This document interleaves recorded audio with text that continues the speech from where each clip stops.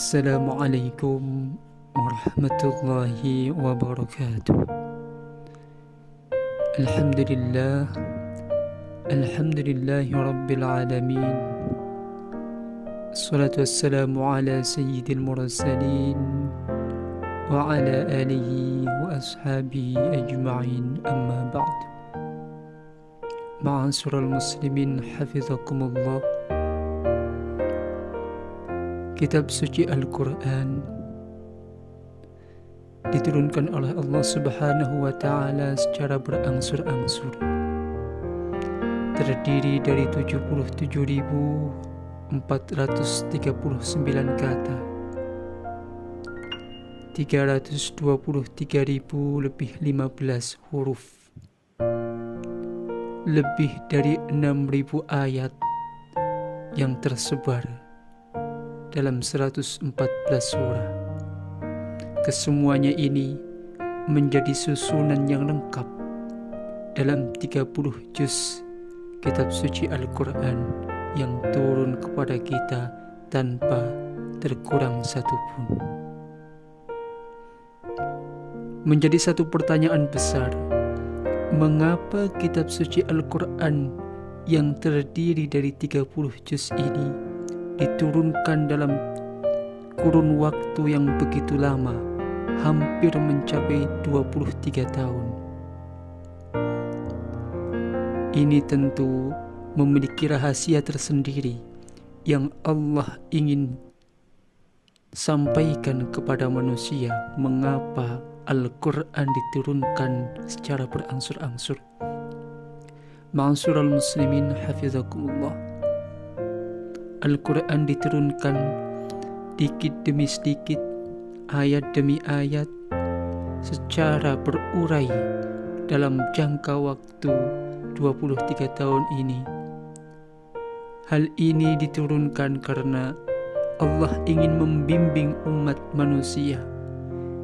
Dengan secara berkala Al-Quran diturunkan dikit demi sedikit, maka diharapkan Al-Quran ini dapat melekat dalam jiwa manusia dan bisa menjadi pedoman serta bisa diamalkan apa yang menjadi kandungan Al-Quran itu sendiri. Inilah satu rahasia mengapa Allah menurunkan Al-Quran secara berkala, karena Al-Quran ini adalah petunjuk hidup, sehingga setiap penggal dari ayat Al-Quran mengandung tuntunan hidup. Ketika sedikit demi sedikit diturunkan, maka ia akan terjiwai dalam diri manusia, dalam diri hamba Allah Subhanahu wa Ta'ala, sehingga terpancarlah sebagai prinsip dalam kehidupan. Ma'asyiral muslimin hafizakumullah. Setiap kali wahyu Al-Quran ini diturunkan kepada Rasulullah SAW, Rasulullah menyampaikannya kepada para sahabat, kemudian para sahabat menghafalnya. Dan ada beberapa sahabat yang kemudian ditunjuk oleh Rasulullah untuk mendokumentasikan, menuliskan ayat-ayat Al-Quran ini agar ia utuh, tidak tercecer. Selain dalam bentuk hafalan, ada juga manuskrip atau tulisan yang kemudian bisa dibaca untuk dijadikan sebagai pedoman dalam penulisan Al-Quran. Ma'asyiral muslimin hafizakumullah. Ayat Al-Quran yang pertama kali turun memiliki spesial yang kedudukannya sangat urgent dalam kehidupan manusia. Ayat yang pertama turun adalah perintah untuk membaca, yakni surah Al-Alaq ayat 1-5. Perintah membaca didahulukan dengan Bismi Rabbik, Iqra bismi rabbikal ladzi khalaq. Di sana ada perintah untuk membaca, tetapi objeknya tidak Allah tampakkan. Ini mengisyaratkan bahwa membaca itu bisa membaca dalam bentuk teks, bentuk tulisan, bentuk bacaan, ada juga membaca dalam bentuk fenomena alam, dan fenomena segala yang terjadi dalam kehidupan ini, dalam artian bisa menjadi satu pembelajaran. Oleh karena itu, pembelajaran bisa dihasilkan melalui bacaan-bacaan teks. Begitu juga pembelajaran bisa dihasilkan dari pengalaman, dari kejadian, dan dari fenomena-fenomena yang terjadi di alam raya ini. Ma'asyiral muslimin hafizakumullah, seakan Allah sedang mendidik kita dengan wahyu yang pertama ini, di mana isi dan inti dari wahyu ini adalah perintah untuk membaca. Allah sedang mendidik kita seakan kebangkitan peradaban manusia ini, manakala manusia ini terdidik. Kebangkitan umat muslim dengan perintah membaca menunjukkan bahwa kebangkitannya manakala umat muslim ini terdidik. Al-Quran mengisyaratkan nilai-nilai pendidikan selalu dalam kondisi dan situasi yang terpadu. Misalnya, Allah memerintahkan kita untuk berbakti kepada orang tua. Pada waktu yang sama, Allah juga memerintahkan orang tua untuk mendidik anaknya dengan baik. Ketika kita melihat surah Al-Isra misalnya, وَقَضَى رَبُّكَ أَلَّا تَعْبُدُوا إِلَّا إِيَّاهُ وَبِالْوَالِدَيْنِ إِحْسَانًا. Pada ayat ini, Allah memerintahkan seorang anak untuk berbakti, berbuat baik kepada orang tuanya. Pada saat yang sama, ketika kita lihat di surah Luqman misalnya, di sana Allah memerintahkan orang tua untuk mengarahkan, mendidik anaknya dengan baik. وَلَقَدْ آتَيْنَا لُقْمَانَ الْحِكْمَةَ أَنِ اشْكُرْ لِلَّهِ وَمَنْ يَشْكُرْ فَإِنَّمَا يَشْكُرُ لِنَفْسِهِ وَمَنْ كَفَرَ فَإِنَّ اللَّهَ غَنِيٌّ حَمِيدٌ. Pada surah Luqman ini, Allah memerintahkan melalui Luqman Hakim sebagai kisah yang diinspirasikan dari Al-Quran, bagaimana Luqman ini mendidik anaknya dengan baik. Inilah satu keterpaduan ayat-ayat Al-Quran sebagai satu tuntunan hidup yang ideal, memerintahkan satu hal dengan kondisi dan situasi yang tentunya seimbang.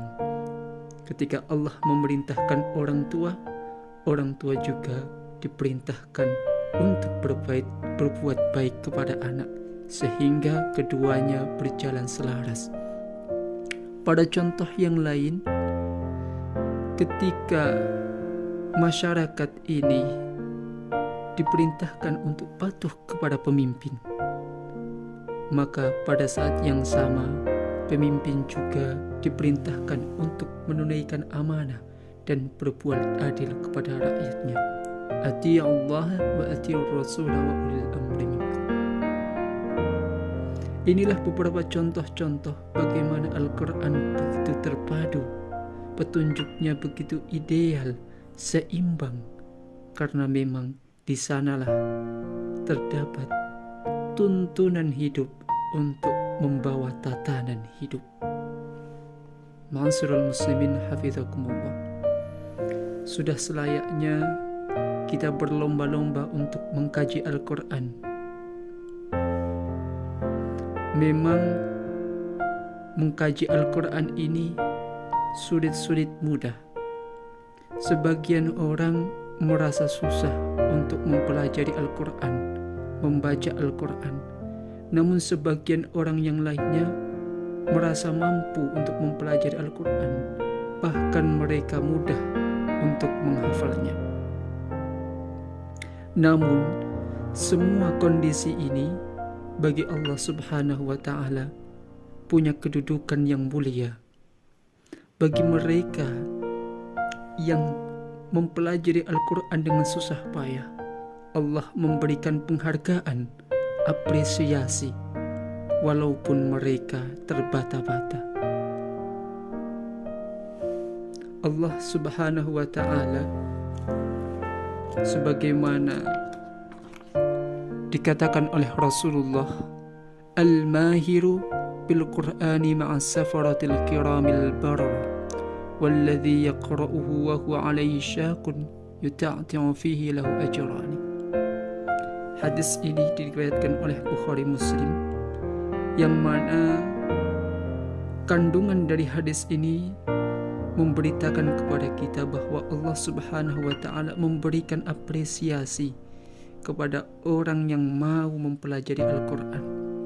Orang yang pandai Al-Quran, maka ia bersama malaikat yang mulia. Dan siapa yang membaca Al-Quran dengan terbata-bata, kesulitan, maka ia tetap mendapatkan pahala. Di sini disebutkan mendapatkan pahala 2. Inilah bagaimana Al-Quran ketika dipelajari tetap memancarkan keistimewaan. Allah tetap memberikan keistimewaan kepada mereka yang mampu atau yang mau mempelajari Al-Quran walaupun ia terbata-bata. Ma'asyiral muslimin, hafizakumullah. Terlebih di bulan Ramadan, Al-Quran dianjurkan untuk banyak dibaca, karena di bulan Ramadan itulah Al-Quran diturunkan. Mengapa kita perlu belajar Al-Quran? Karena Rasulullah SAW bersabda, Iqra'ul Qur'ana fa innahu ya'ti yawmal qiyamati syafi'an li ashabi. Bacalah Al-Quran, karena kelak Al-Quran akan memberi syafaat kepada yang membacanya. Ma'asyiral muslimin, hafizakumullah. Semoga apa yang disampaikan ini bisa memberikan pencerahan bagi kita semua.